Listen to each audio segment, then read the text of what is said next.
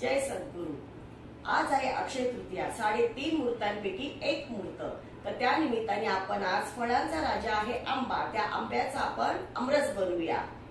तर मी हे आंबे 2 ते 3 तास पाण्यामध्ये ठेवले होते, कारण त्याच्यामध्ये खूप उष्णता असते। ती उष्णता निघण्यासाठी पाण्यामध्ये स्वच्छ धुवून ठेवले होते। चला आता आपण हे आंबे काढून घेऊया, त्याचा आमरस करूया। तुम्हाला 2 प्रकारचा आमरस कसा होतो ते दाखवते आणि आंबे कसे सोलायचे ते दाखवते। आता एक आपण आंबा घेतलेला आहे, तो आंबा एक आपण असा चीक काढून घेऊन असा चीक काढायचा त्याचा आणि असा गोल पिळून घ्यायचा असा, तो मग मऊसूत होऊन जातो।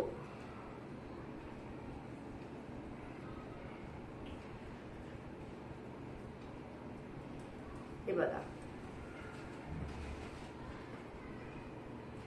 असा पूर्णपणे केल्यानंतर आपण असा काढून घ्यायचा, पूर्ण असा रस निघतो त्याच्यामध्ये।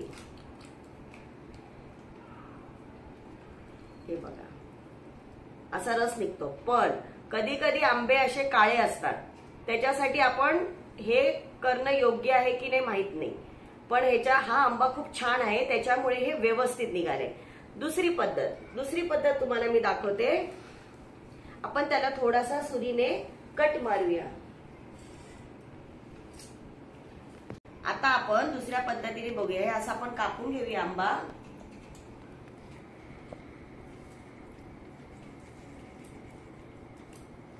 आणि अशी त्याची साल काढून घेऊया पूर्णपणे। हे बघा, आतमधला असा गर काढून घेऊया, म्हणजे आपल्याला आंबा कसा आहे, आतमध्ये काळा आहे का, खराब झालाय का, तो कळतो। पूर्ण असा काढून घ्यायचा। हे बघा, हा आंबा खरोखर खूप छान आहे आणि मस्त आहे। आपण असं पूर्णपणे सुरीने काढून घेऊया। असे आपण आता सर्व आंबे काढून घेऊया।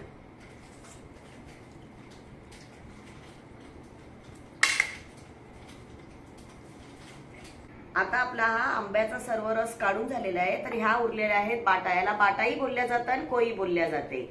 तर आपण थोडंसं पाणी टाकून घेऊया त्याच्यामध्ये आणि हे साफ करून घेऊया, कारण याच्यामध्ये खूप रस असतो। बघा तुम्ही,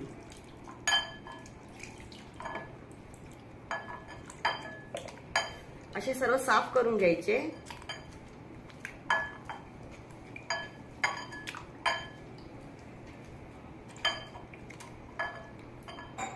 हे बघा, आपण ह्या बाटा सर्व साफ करून घेतलेले आहेत। किती रस निघाला बघा याच्यामध्ये, तुम्हाला दाखवते मी। याला कोई पण बोलल्या जातं। हे बघा,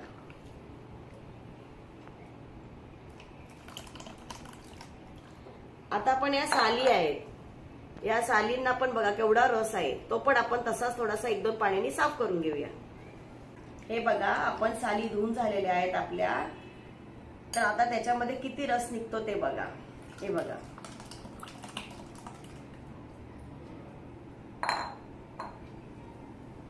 आता हा आपला आंब्याचा रस काढून झालेला आहे। त्याच्यासाठी आणखीन चविष्ट होण्यासाठी आपल्याला काय काय सामुग्री लागते ते आपण पाहूया। ही आहे जायफळ वेलचीची पावडर, बडीशोप, केशर आणि साखर। आता आपण याच्यामध्ये तुमच्या आवडीनुसार तुम्ही साखर टाकून घ्या, किती तुम्हाला गोडवा हवा त्याप्रमाणे। आंबे तसे गोडच असतात। त्याच्यामध्ये आपण थोडीशी जायफळ वेलचीची पावडर टाकूया, याच्याने सुगंधही छान येतो आणि टेस्ट पण छान लागते। त्याच्यामध्ये थोडी बडीशोपची पावडर टाकूया आणि थोडं केसर टाकूया आपण। केशरने कलर छान येतो आणि सुंदर लागते। आता आपण सर्व हे मिश्रण या रवीने हलवून घेऊया, म्हणजे याच्यातल्या गुठळ्या सगळ्या फुटून जातील आणि आमरस एकदम मस्त होणार। हे बघा, किती छान फिरल्या जाते।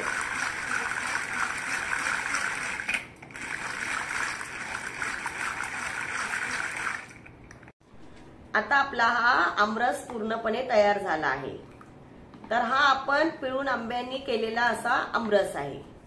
आता हाच आमरस आपण मिक्सर मध्ये फिरून बघूया। दोघांमधला तुम्हाला मी आज फरक दाखवते। हा आपण पूर्णपणे असा मिक्सर मध्ये थोडा फिरवून घेऊया। हा मोकळा आणि सुटसुटीत आमरस आहे बघा, हा खायला खूप छान लागतो आणि हा मिक्सर मध्ये केलेला आमरस थोडासा चिकट असा होतो।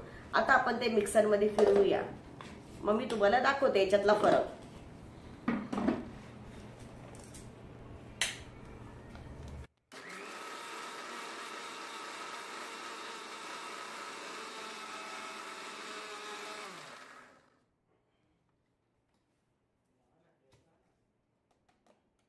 आता हा आपला आमरस मिक्सर मध्ये फिरवून झालेला आहे।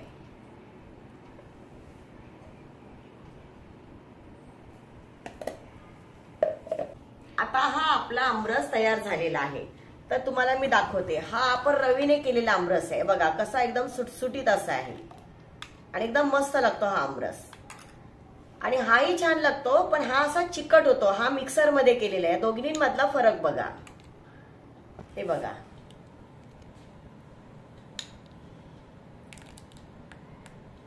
दोन्हीच्या चवीमध्ये काही फरक नसणार आहे, पण थोडा हा चिकट लागणार, हा सुटसुटीत लागणार। आता आपण याच्यावरती थोडी केशर टाकूया।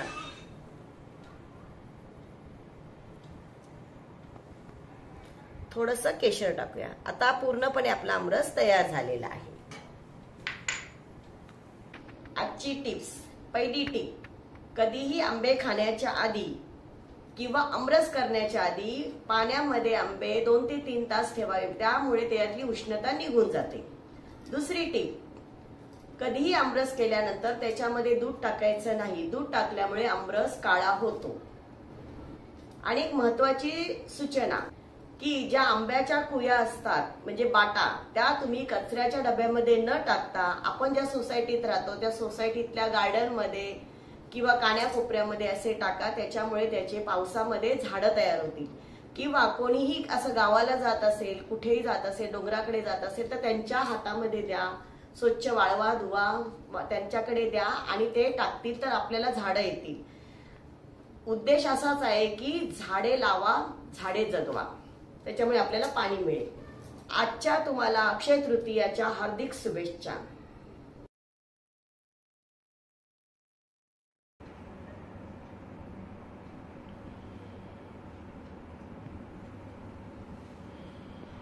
हा आहे अक्षय तृतीयेसाठी खास केलेला नैवेद्य, आमरस, पुरी, बटाट्याची भाजी, भजी, कुरडई आणि हा आपण केलेला आमरस। ही आहे माझी आई, 75 वर्षाची। तिला आता आपण विचारूया जेवण कसं झालंय, ती काय सांगते बघूया। आई, जेवण कसं झालंय? छान झालंय। कसं? हाताने? हात कुठे?